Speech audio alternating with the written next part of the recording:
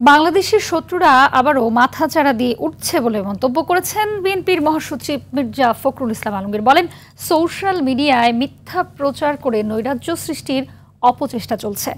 নয়াপল্টনে বিএনপির কেন্দ্রীয় কার্যালয়ে এসব কথা বলেন মির্জা ফখরুল। এদিকে দলটির স্থায়ী কমিটির সদস্য গয়েশ্বর চন্দ্র রায় হুঁশিয়ারি দিয়ে বলেছেন, বিএনপি মাঠে নামলে অন্তর্বর্তী সরকারের টিকে থাকা কঠিন হবে। আরও জানাচ্ছেন শামীম চৌধুরী। ৭ নভেম্বর বিপ্লব ও সংহতি দিবস উদযাপন উপলক্ষে নয়াপল্টনে বিএনপির কেন্দ্রীয় কার্যালয়ে দলের সম্পাদক মণ্ডলী ও ঢাকা মহানগর নেতৃবৃন্দের সঙ্গে যৌথ সভা করেন মির্জা ফখরুল ইসলাম আলমগীর। দিবসটি উপলক্ষে ৫ থেকে ১৩ নভেম্বর পর্যন্ত কর্মসূচি ঘোষণা করেন তিনি। সিদ্ধান্ত নিয়েছি যে এবার ৭ নভেম্বর আমরা যথাযোগ্য মর্যাদার সঙ্গে পালন করব।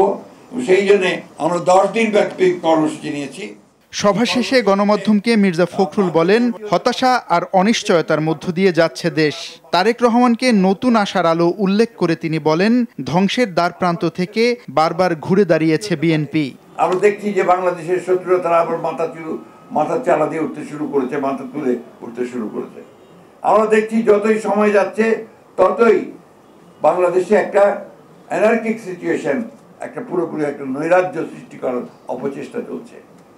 দুর্ভাগ্যক্রমে আমরা দেখছি যে সোশ্যাল মিডিয়াতেও প্রোপাগান্ডা, মিথ্যা প্রচার দিয়ে বাংলাদেশে একটা নৈরাজ্য সৃষ্টি করার প্রক্রিয়া চলছে। এদিকে দলের প্রতিষ্ঠাতা সমাধিতে শ্রদ্ধা নিবেদন করেন ডক্টরস অ্যাসোসিয়েশন অব বাংলাদেশ ড্যাবের নবগঠিত কমিটি। পরে গয়েশ্বর চন্দ্র রায় ঐকমত্য কমিশনের সমালোচনা করে বলেন, জুলাই সনদে পরিবর্তনের ব্যাখ্যা দেবেন অন্তর্বর্তী সরকার। আমরা যেহেতু সুষ্ঠু অবাধ নির্বাচন চাই, তাই হয়তো যেভাবে প্রতিবাদ করার কথা আমাদের পক্ষ থেকে আমরা সেভাবে প্রতিবাদ করছি না।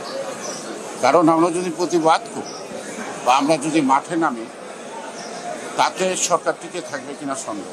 বিএনপির আন্তর্জাতিক বিষয়ক সম্পাদক ব্যারিস্টার নাসির উদ্দিন আহমেদ অসীম বলেছেন, সংসদ ছাড়া সংবিধান সংশোধন রাষ্ট্রদ্রোহিতার শামিল। বিকেলে ধানমন্ডিতে ধানের শীষ প্রতীকে ভোট প্রদানে উৎসাহিত করার লক্ষ্যে মিছিল শেষে একথা বলেন তিনি। জুলাই সনদ সংসদে গিয়ে সংসদ সদস্যরা যদি পাস করেন তবেই সেটা আইন হতে পারে। শামীম চৌধুরী, RTV, ঢাকা।